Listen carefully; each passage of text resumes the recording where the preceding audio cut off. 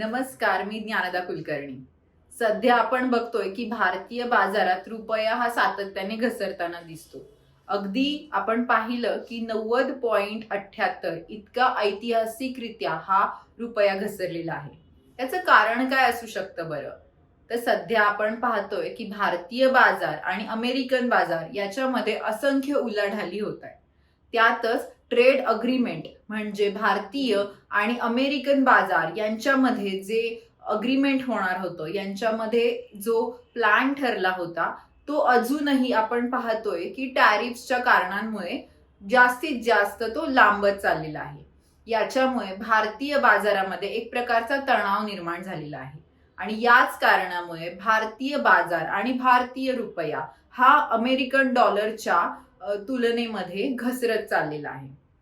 सध्या अॅनालिस्ट जे आहेत त्यांचं म्हणणं असं आहे की तो 91 ते 93च्या दरम्यान सुद्धा जाऊ शकतो. आता आपण बघूया 90.78 पर्यंत भारतीय रुपया खाली घसरण्याचं महत्वाचं कारण काय आहे.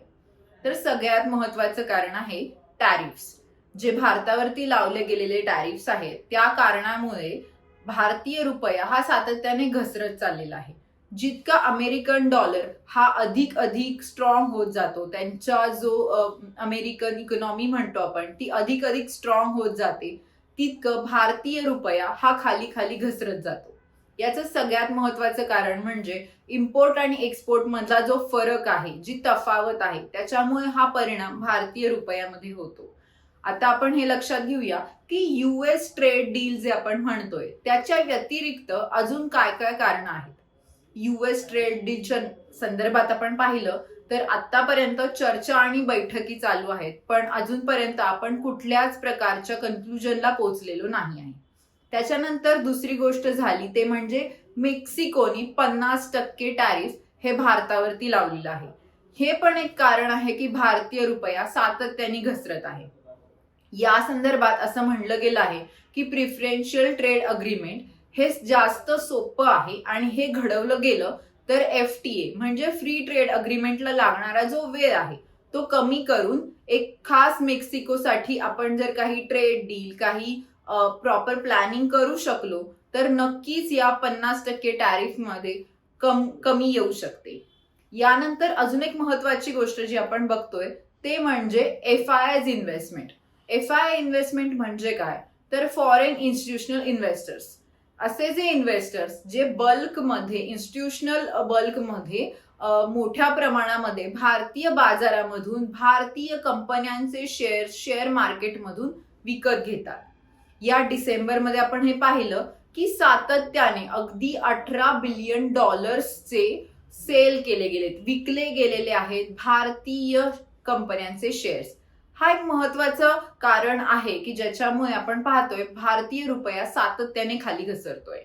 याचबरोबर अजून एक महत्वाची गोष्ट जी सध्या घडती आहे, ज्या वेळेस फॉरेन इन्स्टिट्यूशनल इन्व्हेस्टर्स हे भारतीय बाजारामध्ये शेअर्स विकत आहेत त्याच वेळेस डोमेस्टिक इन्स्टिट्यूशनल इन्व्हेस्टर्स म्हणजे ज्यांना आपण DIIs म्हणतो की जे सुद्धा बल्कमध्ये मोठ्या प्रमाणामध्ये भारतीय बाजारामधून भारतीय कंपन्यांचे शेअर्स विकत घेतात, त्याच्यामध्ये असलेली तफावत आणि त्याचं असलेलं प्रचंड कमी प्रमाण याचा सुद्धा परिणाम भारतीय रुपयावरती झालेला आहे.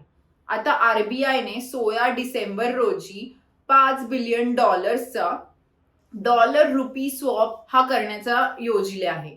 आत्ताच्या म्हणण्याप्रमाणे याला पूर्ण सबस्क्रिप्शन मिळेल असं RBIचं म्हणणं आहे. जर हे घडलं तर भारतीय रुपयाला किती बरं त्याचा फायदा होऊ शकतो. साधारणपणे एकीकडे FIIsचं 18 बिलियन डॉलर्सचं जे विकणं आहे त्याच्या कंपॅरिझन मध्ये त्याच्या आपण बघितलं की RBIचं 5 बिलियन डॉलर्सचे जे स्वॉप आहे याच्यामुळे भारतीय रुपया हा कितपत कव्हर होऊ शकतो हे जर आपण पाहिलं तर सध्या तरी अशी परिस्थिती दिसत नाही. या संदर्भात एक महत्वाची गोष्ट म्हणजे जोपर्यंत अमेरिकन बाजार आणि American deal American trade deal हे जोपर्यंत पूर्ण होत नाही किंवा त्याच्या आपल्याला काही नवीन तारखा मिळत नाहीत तोपर्यंत भारतीय रुपया हा अॅनालिस्टच्या म्हणण्यानुसार 91 ते 93च्या दरम्यान अजून खाली येऊ शकतो.